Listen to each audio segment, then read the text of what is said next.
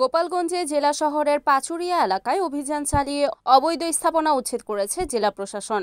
আজ বৃহস্পতিবার সকালে সড়ক ও জনপথ এবং পানি উন্নয়ন বোর্ডের সহযোগিতায় নির্বাহী ম্যাজিস্ট্রেট প্রবীর বিশ্বাস এই অভিযান পরিচালনা করেন। অভিযান চলাকালে দীর্ঘদিন ধরে সড়ক ও জনপথ এবং পানি উন্নয়ন বোর্ডের দখল হয়ে যাওয়া জায়গা থেকে পাকা অবৈধ স্থাপনা ও টিনের তৈরি দোকানপাট উচ্ছেদ করা হয়। সড়ক বিভাগ ও পানি উন্নয়ন কর্তৃপক্ষ জানায়, প্রায় 1.5 যুগ ধরে স্থানীয় কিছু লোক নিয়ম নীতি তোয়াক্কা না করে সরকারি জমিতে এসব স্থাপনা গড়ে তোলে। তাদের এই সকল স্থাপনা অপসারণ করার জন্য বারবার নোটিশ করা হলেও তারা তা কর্ণপাত করেনি।